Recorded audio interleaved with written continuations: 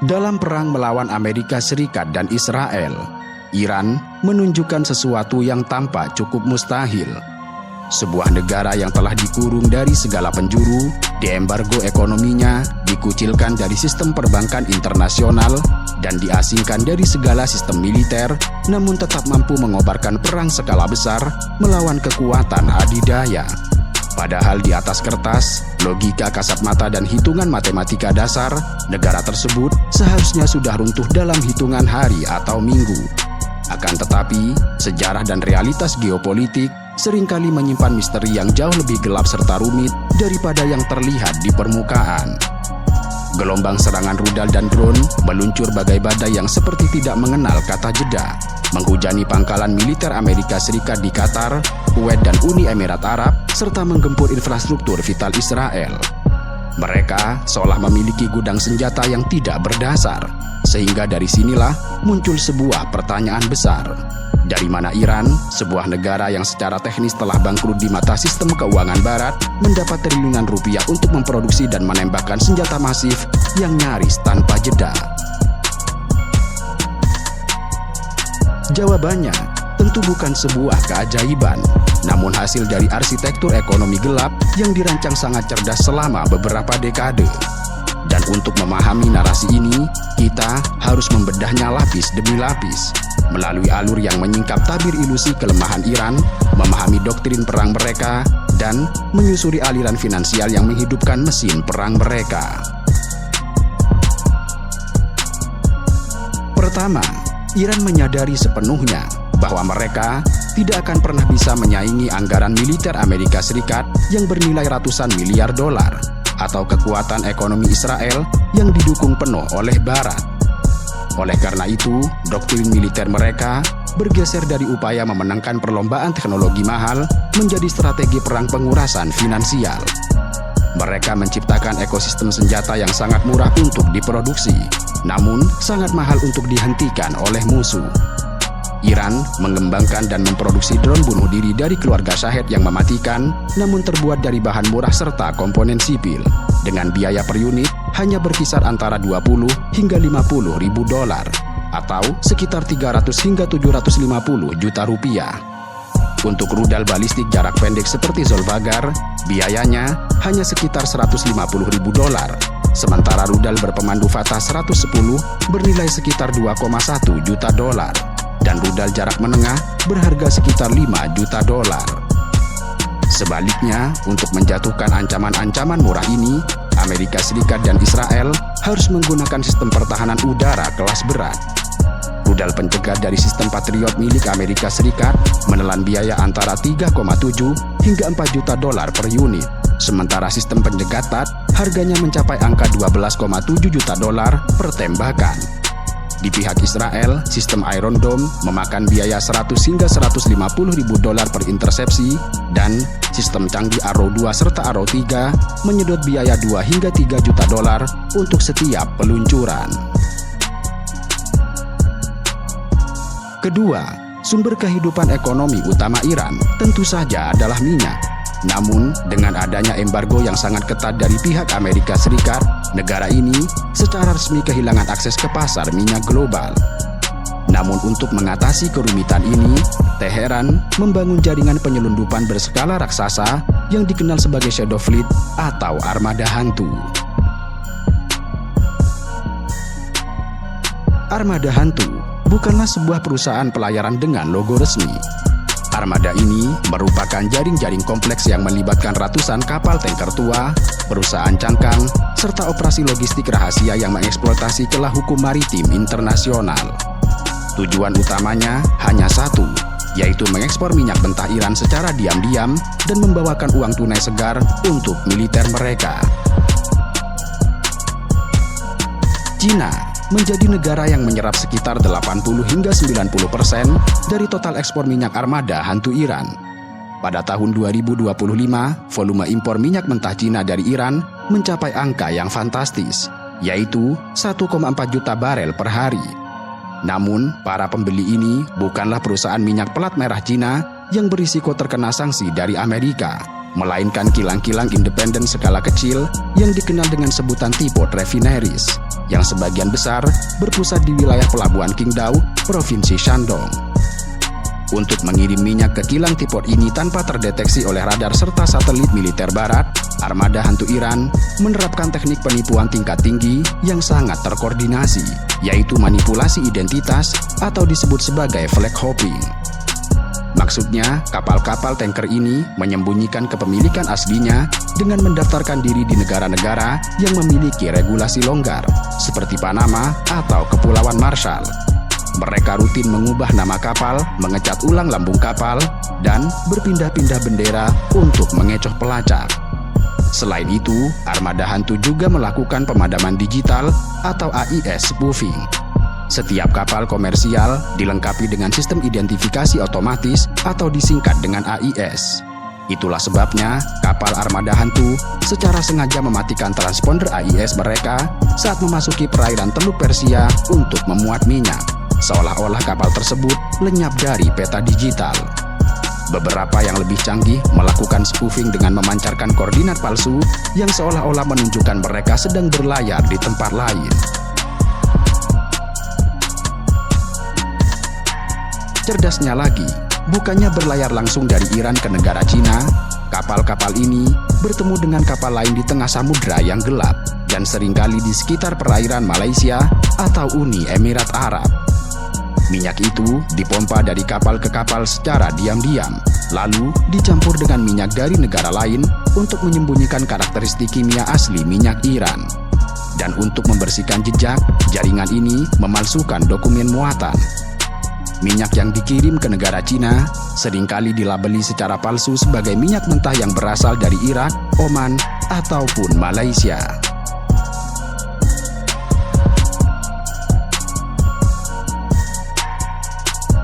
Operasi pelayaran berskala epik ini tidak berjalan sendirian. Di balik layar, Staf Umum Angkatan Bersenjata Iran atau AFGS bertindak sebagai sutradara. AFGS mengalokasikan jutaan barel minyak secara langsung kepada berbagai kesatuan militer Iran setiap tahunnya untuk dijual guna menopang anggaran operasional mereka. Sebagai ujung tombak operasional komersialnya, AFGS mendirikan perusahaan cangkang bernama Shepherd Energy. Perusahaan ini berfungsi sebagai garda terdepan untuk menyelundupkan minyak bernilai ratusan juta dolar dan mendanai pengembangan rudal balistik serta pesawat nirawak. Shepherd Energy kemudian menggunakan jaringan perusahaan cangkang di Hong Kong seperti Star Energy International Limited dan Milan Trading Co. sebagai perantara transaksi.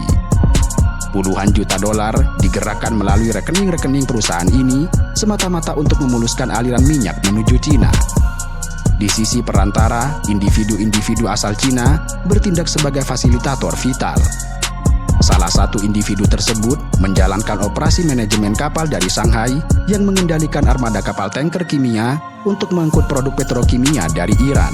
Sementara yang lain mengarahkan perusahaan Hong Kong yang menyalurkan jutaan dolar produk petrokimia selundupan hingga ke pasar Turki. Jalur sutra hitam ini berdenyut setiap hari, memompa uang tunai yang menjadi bensin bagi mesin perang di Teheran. Kemudian, mari kita beralih ke teka-teki berikutnya. Katakanlah bahwa armada hantu berhasil menjual jutaan barel minyak ke kilang-kilang di negara Cina. Minyak itu dibayar dalam mata uang yuan atau dolar melalui perusahaan cangkang di Hong Kong. Namun pertanyaannya, bagaimana caranya uang tersebut bisa sampai ke Teheran untuk membayar gaji teknisi rudal dan merakit drone? Padahal bank-bank di Iran terputus sepenuhnya dari jaringan SWIFT global. Jawabannya adalah sebuah seni tingkat tinggi dalam sistem finansial yang dikenal sebagai shadow banking atau perbankan bayangan.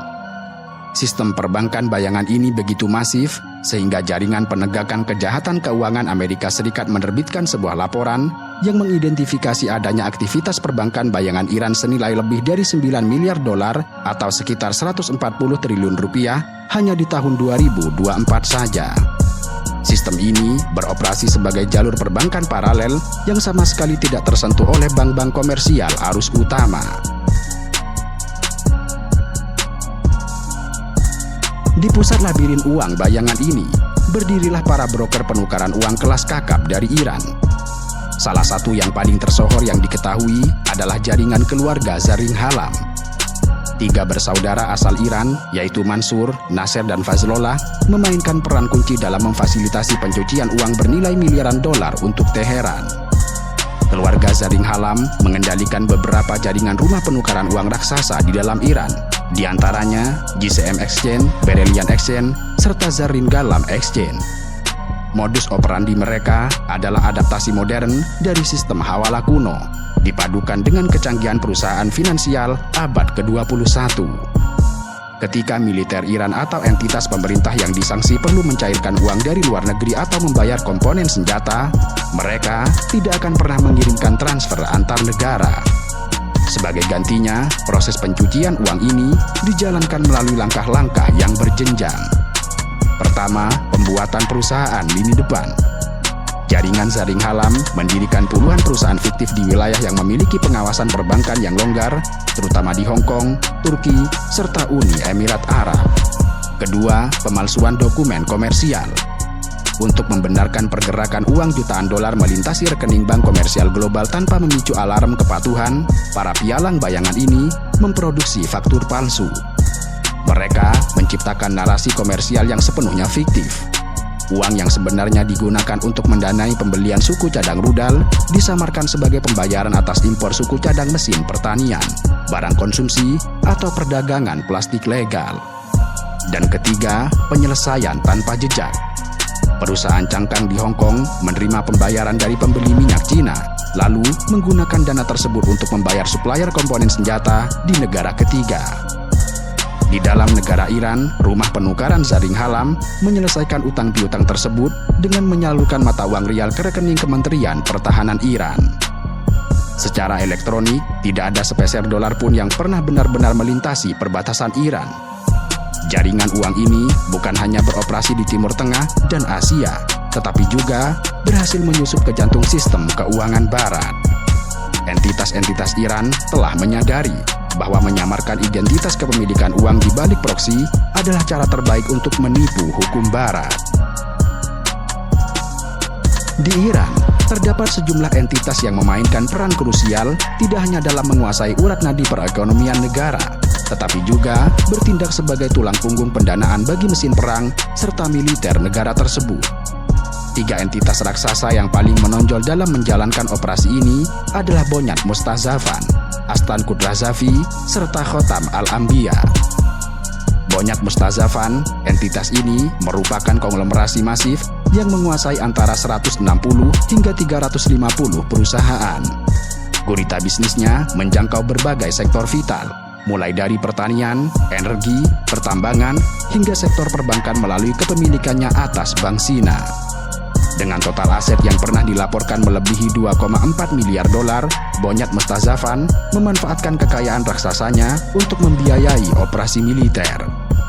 Yayasan ini secara aktif menyediakan suntikan dana, dukungan logistik, serta berbagai fasilitas bagi Garda Revolusi Islam Iran serta kelompok paramiliter Basij.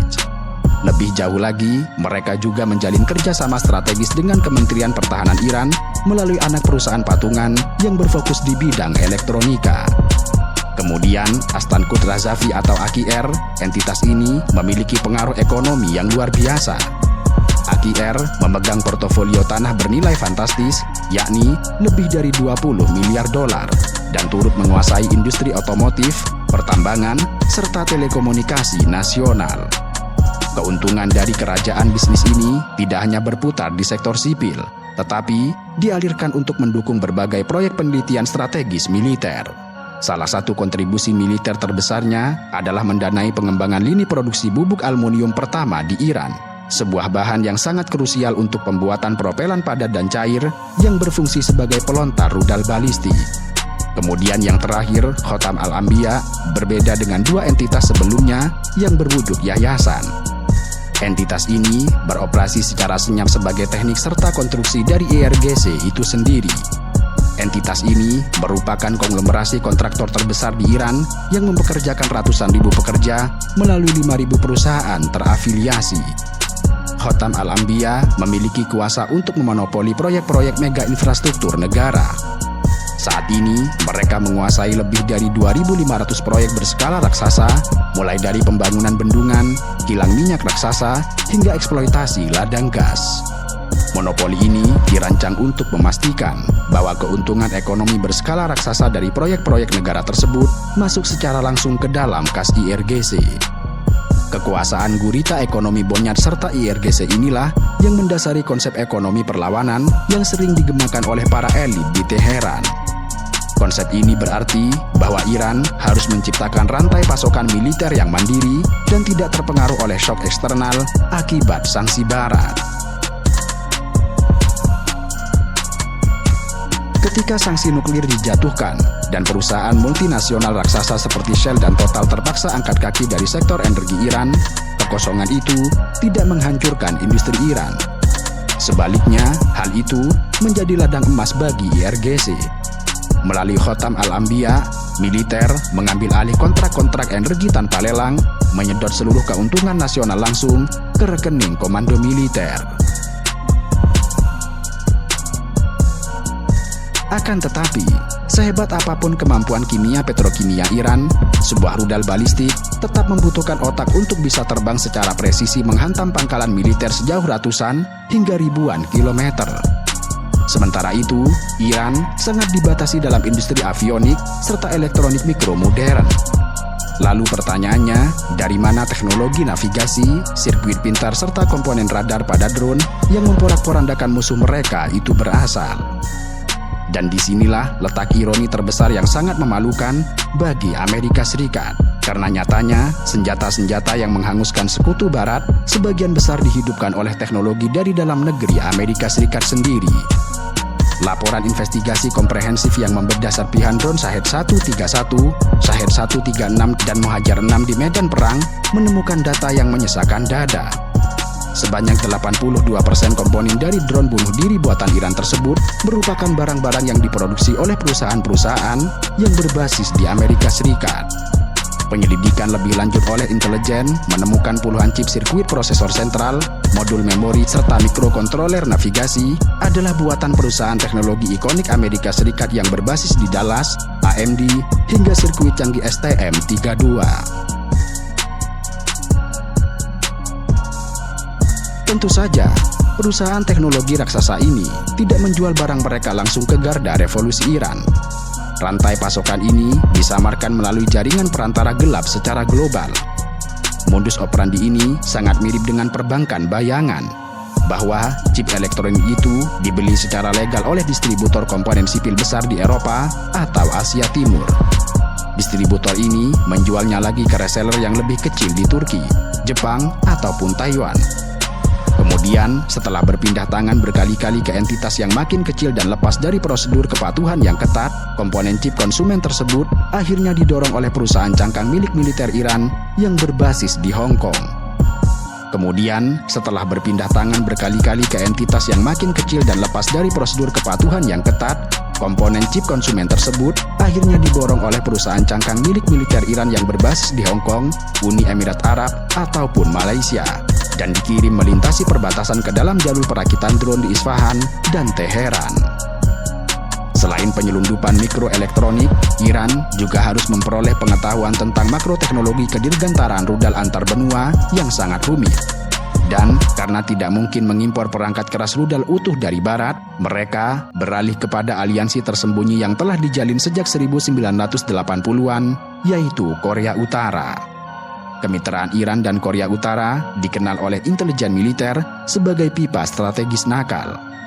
Sebagai ganti atas uang tunai senilai lebih dari 3 miliar dolar per tahun yang dipasok oleh ekonomi perlawanan Iran, Pyongyang memberikan cetak biru rudal, insinyur teknik, serta suku cadang kunci.